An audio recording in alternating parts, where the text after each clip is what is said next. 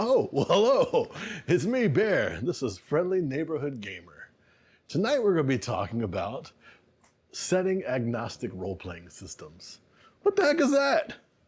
Well, setting agnostic is basically saying that you can take this rule set and apply it to any setting you want, such as fantasy, sci-fi, horror, 1920s noir, whatever you want. These systems are light enough that they can be used for anything. They have magic systems, they have gun systems, they have everything, or they're just light enough that they apply pretty well. The first one we're going to talk about tonight is the Fate system.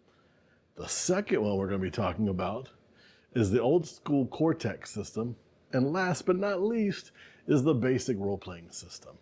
All three of these are pretty fun. I've had them on the table and I'm looking forward to sharing them with you. The first system we're going to talk about tonight is the Fate system. Beautiful book, hardcover. I have a thing about hardcover books, especially with role-playing books. The majority of this book, here are the rules for this system. It is extremely a light system. The whole concept is to get the rules out of the way of the story. The rest of this is essentially just GM stuff. The players just need to worry about this. Your character sheet will have your character skills, which will just have a numeric number next to it, which will be added to the dice roll. It also will have your aspects, which are just phrases that are basically talking about your character, telling a little bit about them. These aspects can be used by the GM to essentially affect the story, and when that happens, he gives you a fate point. Those fate points can be used when you roll your dice. It can be used to change the story in ways positive towards you. So when you roll the dice, there are only pluses and minuses on there, and it goes. If you get a minus, it goes against your score for your skill. If it's a plus, it goes for your skill. You compare that to what they call the ladder, which is just a fancy way of saying a scale, whether that be good, legendary, crappy, somewhere on that scale. One of the things I do like about this system is that it's very almost light for the GM as well. With that scale, the GM really never has to roll the dice. It could be just for the players to roll the dice, and the GM gives you a target number to hit, even for compared rolls. So I know that's not a lot to go off of this, but this is just a little bit speaks a lot for this system because it is so rules light.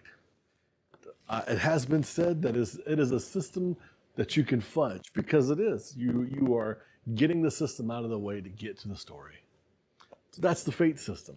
Highly recommend it. The next book we're going to talk about is Cortex. Cortex is one of the oldest systems that I've run since I've been in Raleigh.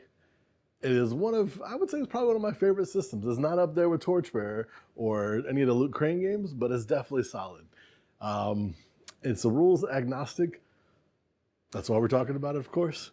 But it focuses on assets and complications. So your character is going to get a certain number of points to spend on stats and skills. But then they also have these things called assets and complications, which kind of set your characters apart from anybody else. You could have any soldier with a gun skill, but you might have one that has a chip on their shoulder, which it could be a complication, which would give you extra points to spend towards stats or skills, and really set that character apart from someone who maybe is racist or maybe who is fascist. There's a whole bunch of different types of things you can choose. Maybe they're a robot. Those are all things you can do in this system because it's pretty robust. I know it looks like it's not quite as big as the Fate book, but a little bit goes a long way with this. Whereas the Fate book was only that small amount of rules, this book is entirely rules, up to probably there. And it basically has magic systems, psychic powers, anything you could think of. The way the stats and the skills work in this game is a gradient system. A D2 would start off as a really low skill or stat, and then D4, D6, D8, D12, D10, sorry, D10, D12, it kind of has a gradient. So as you move, as you level up those skills or those stats, you'll move the dice up, and you'll be rolling a stat and a skill against the difficulty that a GM gives you. I really enjoy this system because of that. It's just different. You're not rolling the same dice every single time. You get to actually use all the dice in your dice pool, which a lot of systems don't do. It's either a D6 system or a D20 system. This lets you use a lot of cool dice. The last system we're going to talk about tonight is the basic role-playing system. This is the newest version, 2023. It does change quite a bit of things with combat, with how the damage is dealt, armor, whereas Fate has its own special D6s. Cortex has the sliding scale of dice for skills and stats. This is all based off a percentile, which is a 100-sided dice or 2d10s rolling a percentile dice. Some of you may know this from its use in Call of Cthulhu. This is kind of taking the Call of Cthulhu game, pulling all the eldritch gods and sanity and all that off of it and using it just as its own individual game. Again, setting agnostic is really just kind of a cool idea. I kind of I feel like I've been repeating myself a little bit because I'm like, oh, this is cool because it's setting agnostic. You can use this for anything. And that's kind of the cool thing about all three of these systems, whether that be the Fate system, which is rules light, the Cortex, which is a bit rules heavy, whereas this is kind of crunchy. All three of these shine in their own special way because, you know, they're doing things, the same thing, but in different ways. That being said, what difference does it make what one of these systems that you use is really boils down to your players. If you want a more story-driven game, Fate might be the better option. If you want a little more crutchy, Cortex or the basic role-playing system might be a better option. Either way, the storytelling is going to be there if you have a good GM, which if I'm your GM, you probably would.